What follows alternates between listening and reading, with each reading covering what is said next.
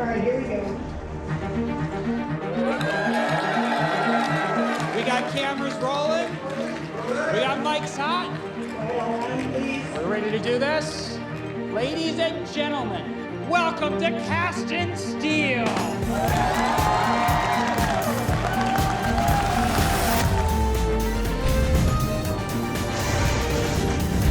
Cast in Steel, the competition where minds That's our best bet to get a decent blade. I'm definitely worried about the weight constraint. will meet metal to take on this year's challenge. We have George Washington's sword. It's a test of creativity, Do you think we could do any gemstones? We could do sapphires. design, All right. and raw skill. Each week, we'll meet different teams from across the country. The first time I ever saw a big pour, I was like, oh yeah, steel's fun. Casting just scratches the right itch in my brain. Cast a replica of George Washington's sword. That's pretty cool. You can't lie. As they're challenged to design, cast, and ultimately put their creations to the test. Fighting through a grueling qualifying round, hoping their sword won't break. The strongest will reach the finals. Over the course of the series, 38 teams will go head-to-head as they boldly test their own swords. And get their swords brutally tested by expert judges. In the end, the judge panel will decide who will get the $25,000 prize and the ultimate title. The winner of Cast in Steel.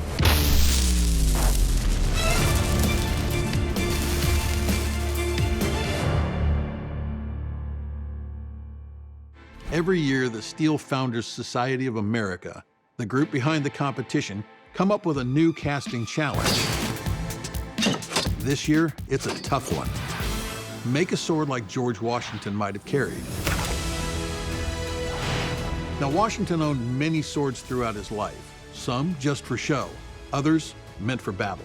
And this competition will highlight each team's ingenuity in recreating one of these swords. In this episode, 7 teams face off in the ultimate test of skill, creativity, and steel. Wentworth Institute of Technology, Instituto Tecnológico de Morelia, California State Polytechnic University, Pomona, Virginia Tech, University of Dayton, Georgia Southern University, and University of Wisconsin Platteville. The quest to find the best cast sword takes us to Georgia Southern.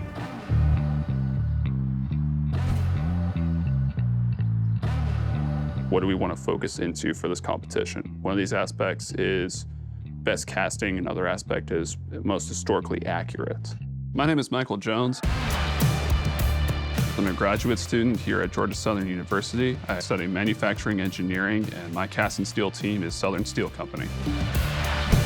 When I decided I wanted foundry as my career was the first time I saw ductile iron being poured.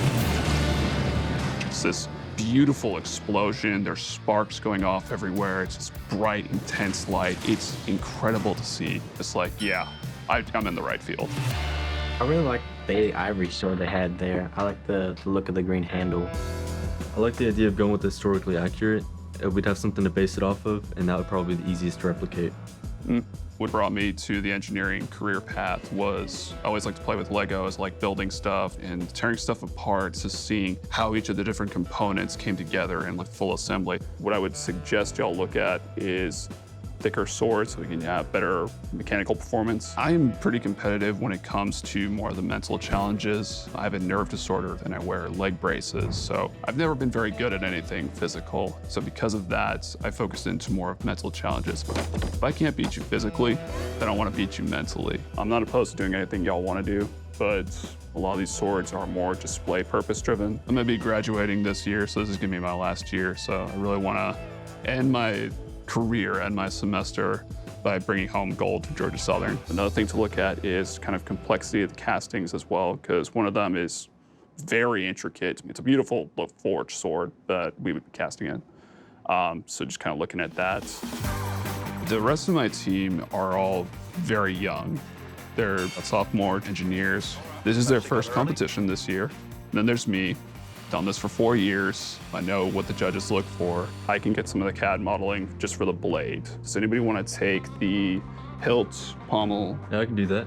All right. He's kind of like our Jedi master, and we're his young Padawans learning from him. Drew said they're my Padawans now. Not sure I agreed with that. So we got the video covered, the report covered, CAD modeling done. I've got simulations covered. Our drive for this project is for Michael. We want to see him come out on top, and so we are going to do our best to win this thing for him. I'm Drew Kiters. I'm a sophomore at Georgia Southern. What brought me to study engineering was when I got my first car. I want to make a loud car, fast car. I want to see how fast I can go. And just like Ricky Bobby said, I want to go fast. Figured go to the school that has the best mechanical engineering degree. And, well, that was Georgia Tech, and I couldn't get into tech, so the next best option was Georgia Southern. And I think it ended up working out better for me because I was able to find the foundry, which Georgia Tech does not have, but Southern does. The foundry is an even better way of getting into automotive and making cars. So now I'm gonna pack more sand, seal everything up. My name is Nathan Holmes. My major is mechanical engineering. It's just been a lifelong dream to become an engineer, just like the rest of my teammates. I've always wanted to be the person building and creating the things that the world's made of. Aside from nature, all the world is what we make. I really want to be one of those people who build the world. And when it comes to the cast and steel competition, we've looked at other teams from the other schools, and we're doing everything in-house, we're doing everything better. We are looking forward to winning this competition.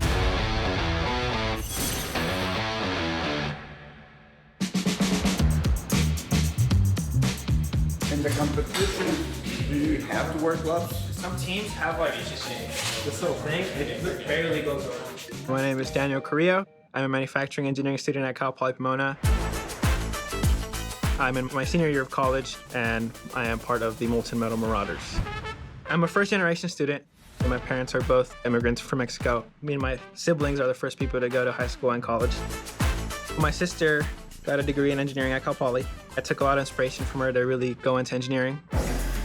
I chose manufacturing engineering because I've always been really hands-on, seeing things from start to finish, and I think that's what manufacturing really is. So it was just a match made in heaven for me that I ended up here.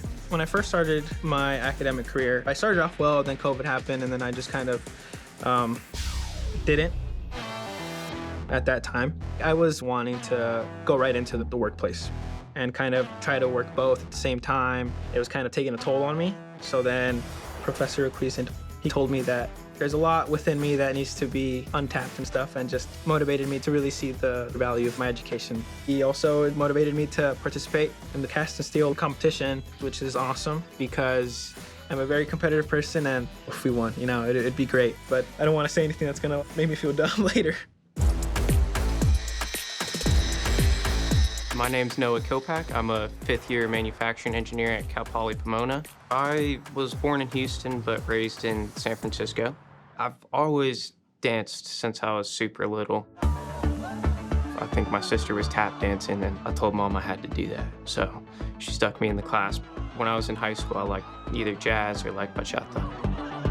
I grew up in the Mission in San Francisco. Every year I was dancing in Carnival. In the last year and a half, I started doing line dancing. It's been consistent for me to have it as a stress reliever, a fun thing on the side. Probably about halfway through high school, my dad ended up getting a 20-acre ranch. I always liked figuring out how things worked, what made them work, and how to make them better. And that's where a lot of the engineering side of me and the hands-on and that experience stemmed from. We did just about any project we could come up with, fixing ATVs and tractors and chainsaws, HVAC work, or mechanical work, or kind of anything. He'd say, go grab the tools and figure it out. My dad acquired 2 Lamborghini tractors that were submerged. We did get them running. Yeah, we had one that we did nuts and bolts all the way down to it and powder coated the whole thing. We ended up fully rebuilding both of them. Yeah, so now I get to walk around everybody and tell them, yeah, I have a Lamborghini.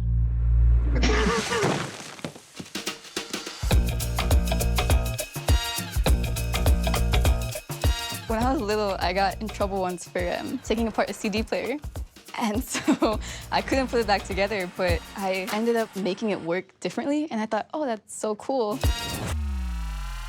My name is Chelsea Aparicio. I'm in my last year at Poly Pomona. I'm studying industrial engineering. My parents were both born and raised in El Salvador. They came when they were like 16 to 18, and they built life here. I grew up with Spanish as my first language, and I'm a first-generation student. My parents didn't have the opportunity to go to college. I was always interested in STEM fields and math and science and all that, and so industrial engineering was the only thing I could imagine myself doing. There was a lot of support from my family, and that's how I could be where I'm at.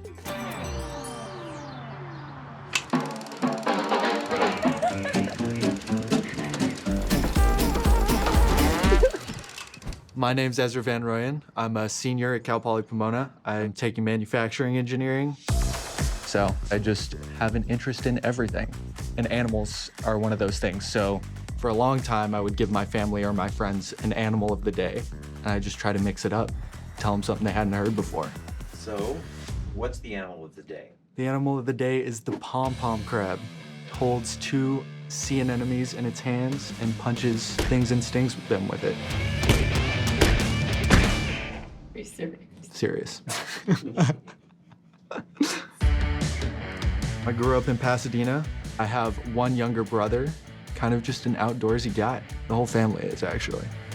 I've done a ton of sports my entire life in the family. All of them are like top-class athletes. I like to joke that I'm the least athletic of the bunch, and I'm decently athletic, so it's tough to compete with them, but I do my best. I chose manufacturing because I have always been super fascinated with how stuff is made. So I took this one manufacturing kind of survey class. So we did 3D printing, machining, casting, and I absolutely loved it. Manufacturing engineering is such a cool area of study, and I'm very confused why more people aren't doing it. It's the only major where you take a class and you never have to wonder what you're going to do with it. And it's definitely going to be a real help in this competition.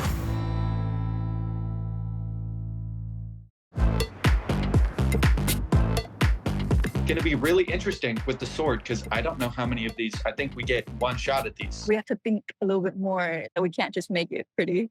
I'm excited, you know. Yeah, we just had to talk about it. We can walk away with the win.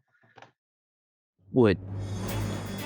I don't know. I'm trying to think of a fun saying for it, but it would be awesome. You never know. Cast and steel was a no-brainer for me. One of my friends did it last year. He absolutely loved it, and he was like, you should 100% do that. But I remember hearing about the cast and steel project this year, and my immediate reaction was, that's not a good idea. Casting a sword is not usually done. You usually forge one.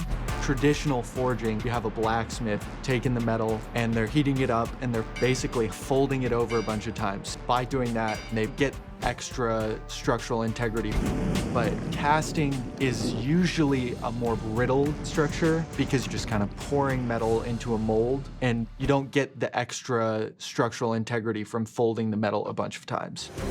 So I thought it was going to be a crazy challenge to try to cast one that was going to be usable. It all starts with the design, kind of coming up with an idea of what we wanted our sword to look like. There's only a few requirements. The sword needs to be within a certain length and restricted to 4.4 pounds. Otherwise, you kind of have free range. As long as it's a replica of George Washington's or close to, you can go ahead and do what you want. The biggest thing in a sword is that it's thin and it's long. So this team is using sand molds. They're essentially casting something thicker that then is going to be ground down. Our biggest concern was the actual casting, because we get one chance and it's do or die on that. There's a bunch of issues that could happen with that. So if you pour too slow, too fast, you can end up with warping or bubbles on the sword. When you pour liquid metal into a mold, as soon as the metal touches a mold that's colder, it's going to start to cool off, and it has to fill the entire space before it solidifies. The thing we ran into a lot was that our sword was going to be too thin. so the metal won't flow right. And so we had to beef it up a little bit. The issue with that is obviously it adds more weight. We were able to make the design, and once that was done, we were good to pour. We're working with a foundry that is going to be pouring for us called Soundcast. Students work with an industry partner, so that's a very key and essential component of the competition. I got to see the pour. It was awesome. Pouring steel is like one of the coolest things that you can do. It's hot, it's bright, there's sparks all over the place. It's essentially legalized pyromania. You don't forget it easily. What do you think? A little wobble. Right now, we are pulling together all the final touches. We're about to start post-processing, so hopefully we can get everything done in time. But it all needs to be done really fast because we are a bit behind schedule. There's a lot of grinding to do before we sharpen the blades. We've got material to work with. So. That's true, yeah. We left it thick, so we have a good amount to work with, for sure. Yeah. The actual blade is a rectangle, and then we're gonna grind it down to shape. So for the next step, you're gonna be grinding, right? I'll be the one grinding. Should be good. Not knowing what tests they're gonna run, it is scary, but that's also why we went with mechanical design instead of like an aesthetic design to make sure that we had a good sword, hopefully, you know, fingers crossed. We're gonna take it to my brother's shop in Santa Barbara. We're gonna use a belt sander, try and get our blade as sharp as we can get it. And for our handle, I have some Australian burl wood, which I think is gonna look really pretty on it. I am hyper competitive, but throughout the years, this competition shows that if there is one like small imperfection, the sword will break. Some small little crack could change everything. It's scary, but we're trying to prepare ourselves for the worst. I want to win. I'm hoping to have a chance in this competition, but I'm not sure we will.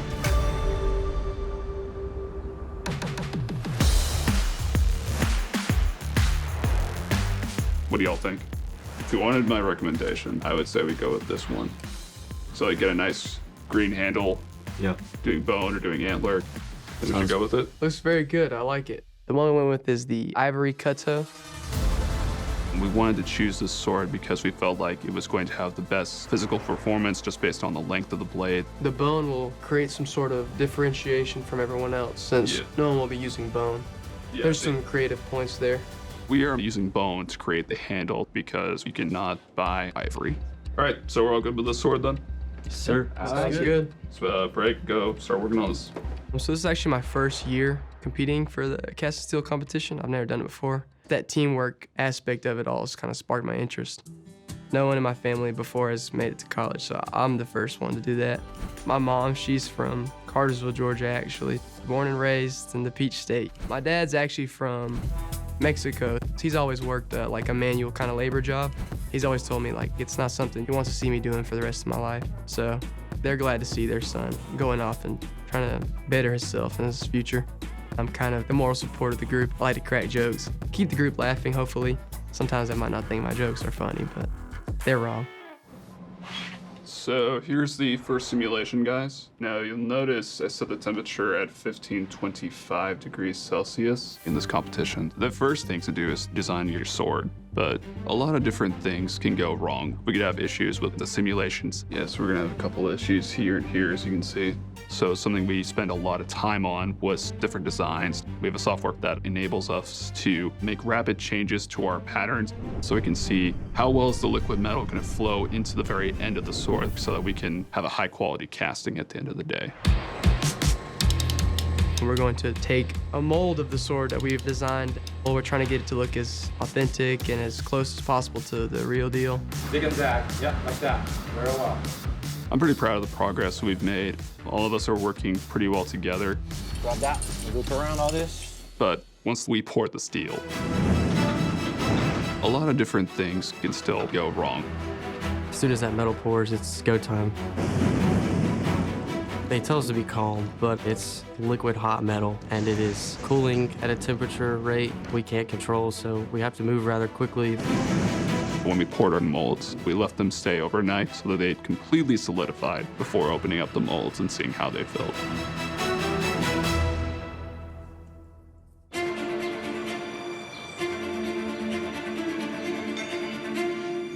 At this point, I'm pretty worried because if we open the molds up too quickly, we might see some cracking in the actual blade itself. We don't want to take this to competition and have it break in a million pieces once we get there. After a little bit of grinding and a whole lot of cutting, we should be able to get the blade out of here and make a sword pretty soon. We have a lot of machining to do on the sword. That requires a lot of hours and a lot of manpower to get all that work done. And then we have to grind down the rest into a blade shape before we can start forging. So the biggest problem that I'm worried about is with us trying to use the bone on the handle. We have a limited amount of bone to use. So I guess try to carve the handle as close to perfect as we can, hopefully within the first 2 tries. I think if we sharpen that up, it'll perform a lot better. Pretty good. I'm impressed with it. I'm feeling really good about our sword. I think we made a sword the judges are gonna love. All of us, I think, have put together a high-quality sword and should place pretty highly in this competition. The Padawans are gonna get the win for their Jedi Master.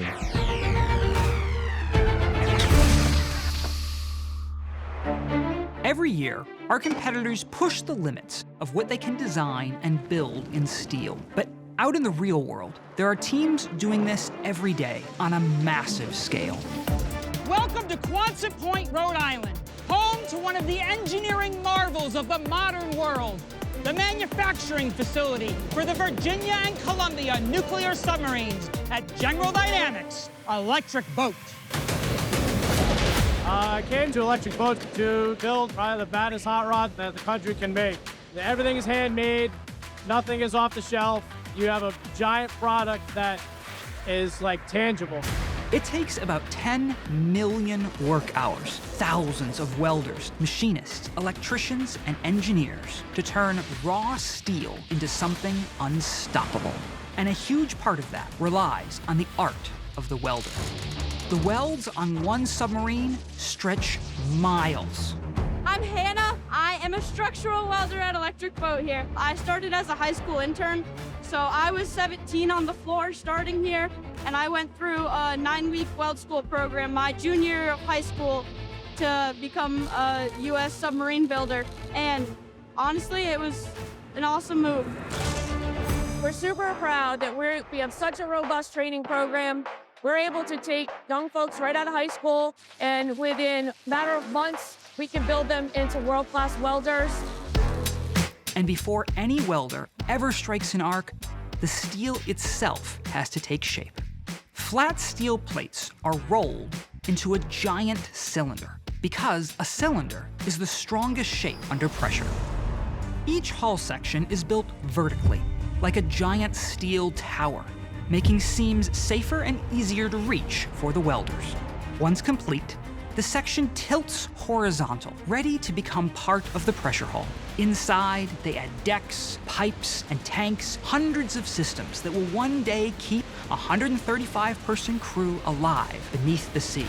And knowing their work keeps people safe gives this job a meaning all its own. Knowing that I come in here every day and a product that we deliver protects our freedom, protects our country, it's a wonderful feeling to go home at the end of the day knowing that I made a difference to help this country.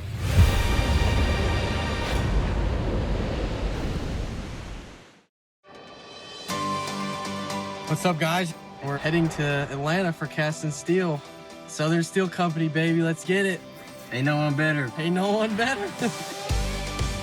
We are very proud about our work. We're gonna win. We're gonna do it dominantly, and they're all gonna be shocked. I'm excited to see their faces when they announce the winner.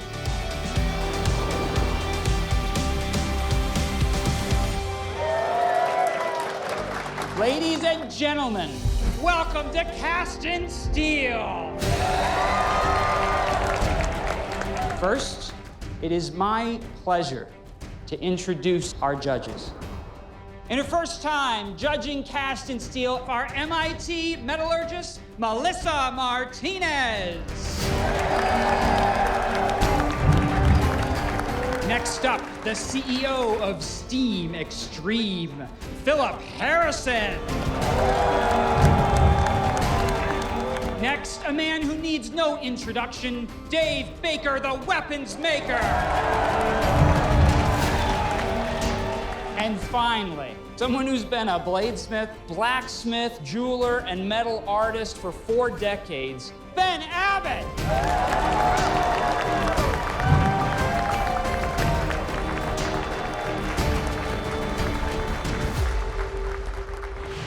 In this qualifying episode, 7 teams from across the country are going head-to-head. There are 5 qualifying rounds in total, and the winner of each earns a spot in the finale and a shot at the $25,000 grand prize. To compete, each team must create a Washington sword, either a faithful replica or one inspired by history, no longer than 43 inches, weighing under 4.4 pounds, and incorporating casting in the design.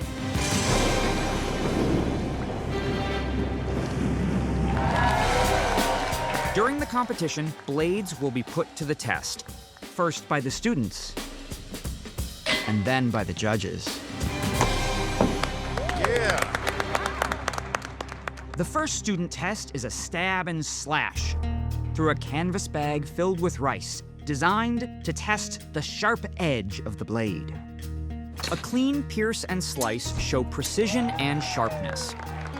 For the second student test, each team gets 5 swings to cut clean through a cherry wood dowel. Performance testing is only one part of the equation. Teams are also scored by additional judges on their technical reports, for their project videos, which document the entire building process, often with a few creative flourishes. All of it adds up to one overall score, but there's one hard rule. If your sword breaks, you're out. Cast in Steel starts now. First up is Cal Poly's Molten Metal Marauders! Cal Poly presents a solid sword with a rustic look. I'm a little bit nervous. Me and my team have spent countless hours making a good sword. If it doesn't perform well in this competition, I'm going to be pretty bummed.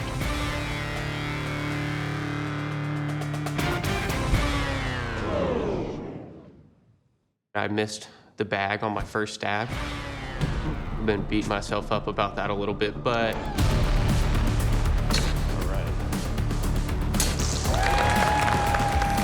I was pleasantly surprised with how well it did the stabbing and the slice. We weren't able to make it through the whole bag, but definitely better than we thought we were gonna do. I am worried the sword is gonna shatter because it's a fully cast sword with almost nothing done to it post-process. A ton of things could go wrong and the sword will break.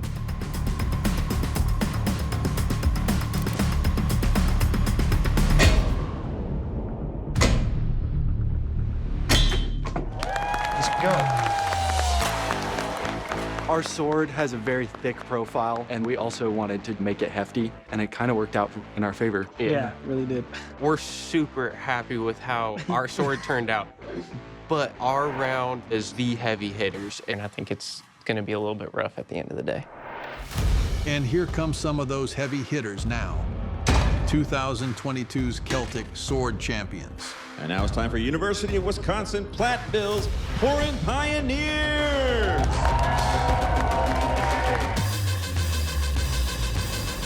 Platteville's sword shows a real dedication to authenticity.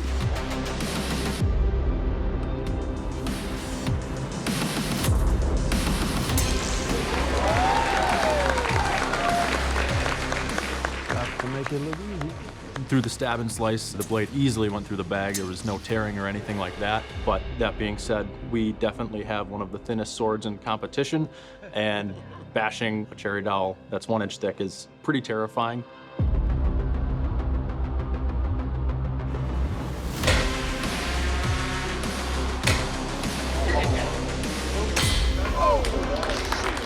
Throwing sparks.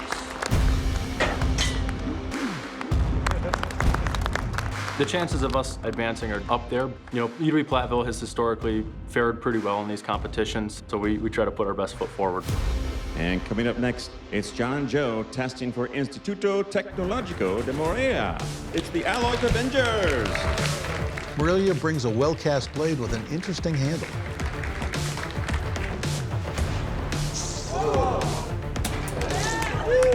Morelia struggled at first with the slash test, but they had no problem with the strength test.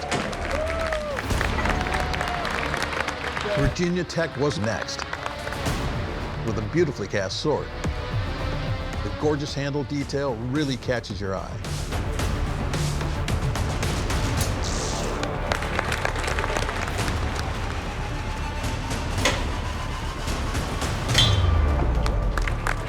The biggest challenge that I see is our handle is a little loose now, but I checked the pommel. The pommel was on solid.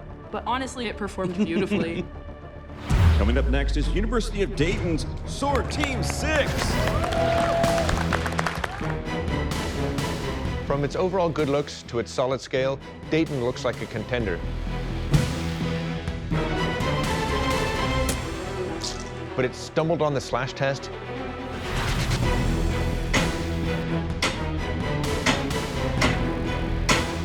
And while it couldn't break the dowel, it couldn't be broken either. The cherry dowel challenge went okay. I could have swung it harder. I was a little afraid of damaging the sword, but it was a really lightweight. It's like just over a pound, so didn't have much momentum carrying through, so it was pretty hard to get through that thick dowel. Coming up next, it's Wentworth Institute of Technology's Stars and Steel. With its smooth handle and wire detail, Wentworth's sword looks comfortable to wield.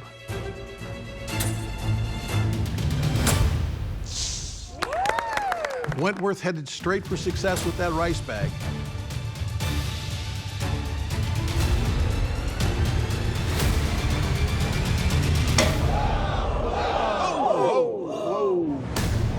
But that cherry dowel quite literally threw him a curve. Okay. The cherry dowel just looked like a stick. You know, when you're a kid, you have a bigger stick that you just want to break a smaller stick with.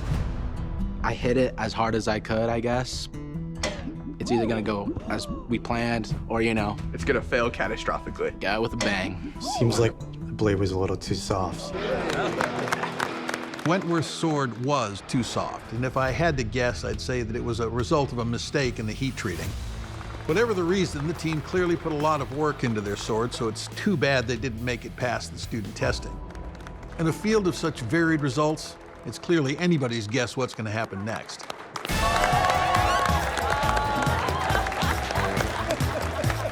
Georgia Southern University's Southern Steel Company. Nice entrance, guys.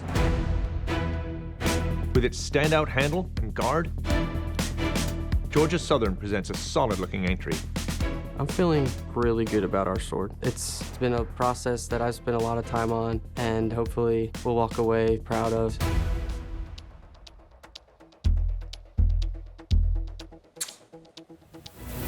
Our sword was able to puncture all the way through.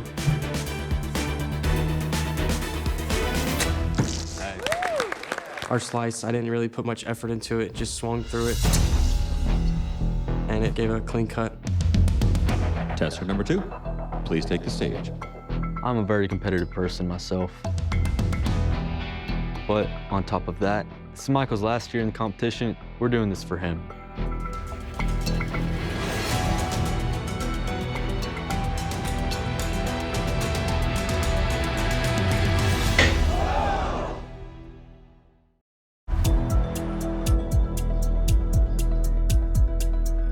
Trying to win this competition has been my goal for the past 4 years now. Give me my last year, so I'm really focused on winning.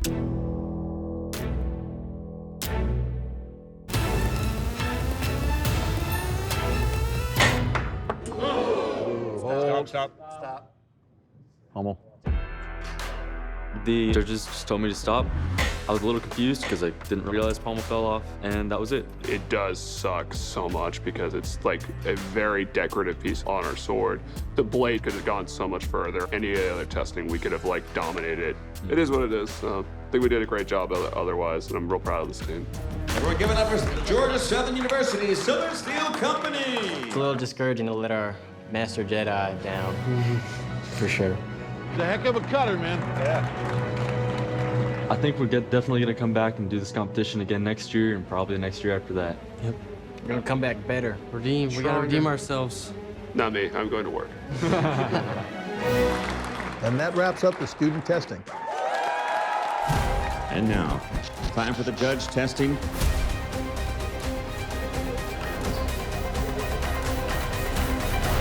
The student testing was competitive. 5 of the 7 swords survived the cherry dowel to make it to the judges' testing. And now our judges testing for University of Dayton's Sword Team 6. First up, the carpet test. It's a slash and stab challenge. But this time, the target is thick carpet. If a blade isn't sharp enough on the slash, it'll tear the material rather than slice cleanly. The carpet test went better than we expected. The stab through went pretty well. And then when it was sliced, it got a pretty good chunk of the carpet taken off. And we were very pleased with that. And finally, Ben, please take the stage. For the second judge test, we're cutting through a coconut to see how strong the blade is. This test is all about edge toughness. Should I swing it again or not? Can the owner of the sword tell me? You're good. Okay, thanks. Will the sword cleave the coconut cleanly, or will the blade break under pressure? Extra hard coconut. We did actually chop a coconut in our testing with it, which went well. But I think they must have had a fresher one or something, but didn't quite get through it, yeah. And now our judges will be testing for University of Wisconsin Platteville's Pouring Pioneers.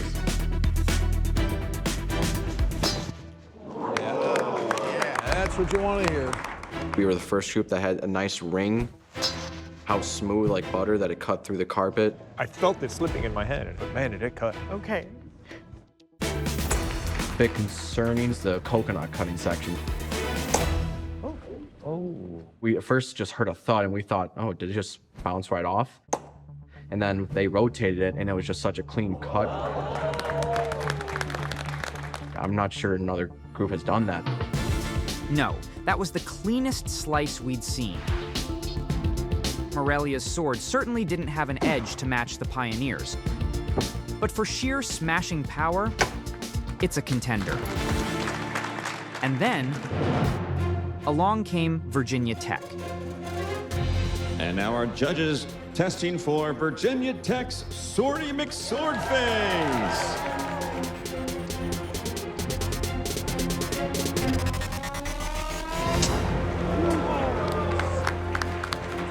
The handle is rattling, but it's still, okay. It's okay.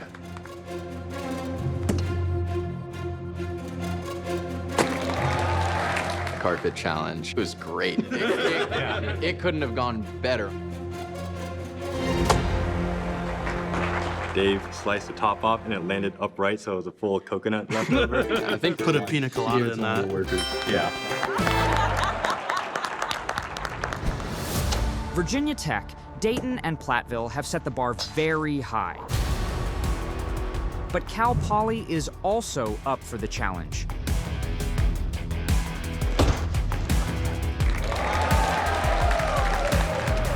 The carpet, we all thought that it wasn't going to do really great against that.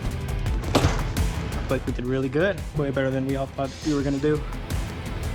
But is their blade up to the coconut challenge?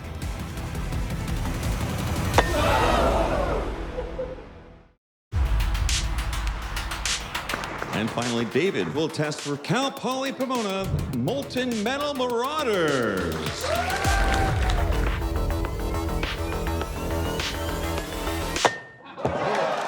For the coconut, we had an axe. So we were not worried about it at all. Got you, dude. That's crazy, bro. Yeah, got you. You left him hanging on the fist I bump. know, but On camera. on camera too. For the whole nation, the whole world. That's crazy. Now the judges' real work begins. They must figure out which one of the exceptional teams in this round should move on to the finals. And because the winning team must surpass the others in everything from their sword's performance, to its design, to its authenticity, the full panel of judges will get a say. All right, another competitive round. A couple scary failures in here, but still very, very competitive. What do you guys think? I mean, this is a really nice sword. That sword was from Georgia Southern University. It really would have been fun to see this really get tested. But when a piece starts coming off swords, you got a problem. Stop. It's just unfortunate because the castings are nice, the handle's a little large in scale, but the blade's beautiful. What about the teams that can advance to the finals? 5 of the 7 swords survive.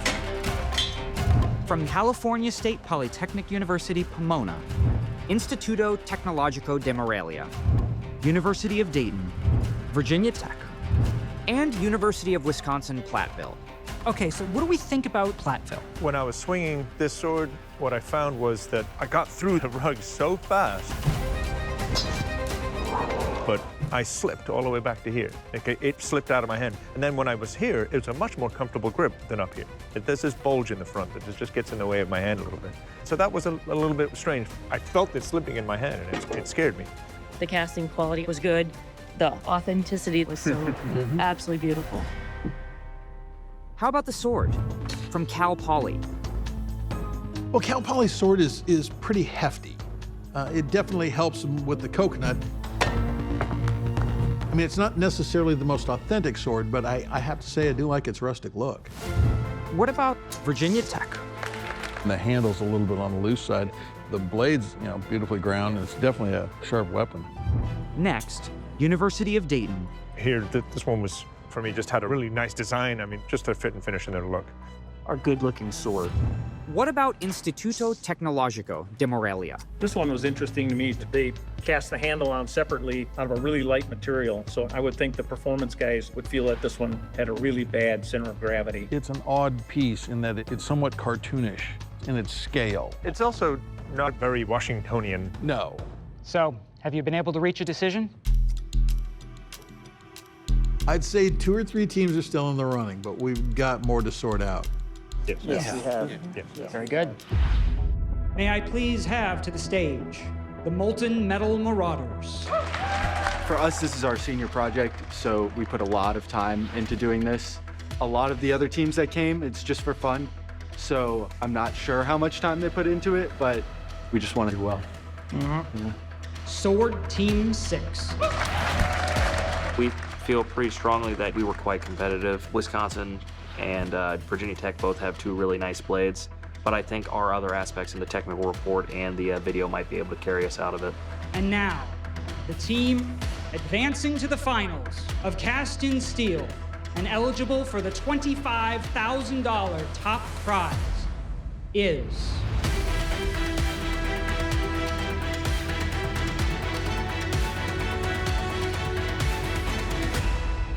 the Pouring Pioneers. Oh, we're ecstatic. I know all of us put in hundreds of hours working on this project, so to be in this spot right now, it's truly humbling, and it's a huge reward for all of the work that we put in. We're proud of ours because it's very homegrown. Yeah, there you go. Did a lot of the finishing ourselves. It's rough. It's not easy on the eyes, but we did it, so we're pretty happy with it. Yeah. So I hear you're an animal guy, and you like to do an animal fact of the day. What's the animal fact today? So the wombats poop tubes. Perfect little tubes. So that's the fun fact about wombats. You're the best. Thank you so much. I love you. This was a tough decision based on various judging criteria. There were several teams that deserved to move on to the finals, but at the end of the day, we felt that Platteville's entry was the strongest overall. It certainly didn't hurt that their sword was light, sharp, fast, and a faithful replica.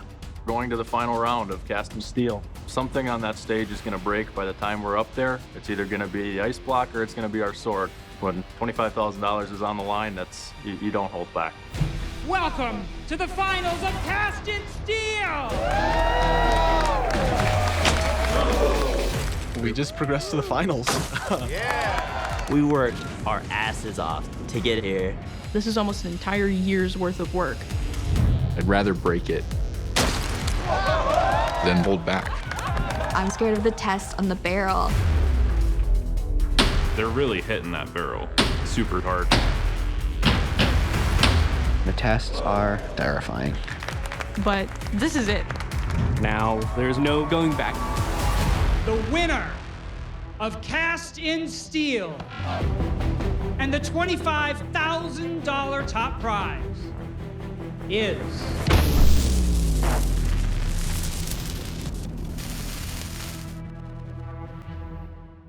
If you would like to find out more about Cast in Steel, the teams competing, the casting industry, or becoming involved in manufacturing, scan this QR code.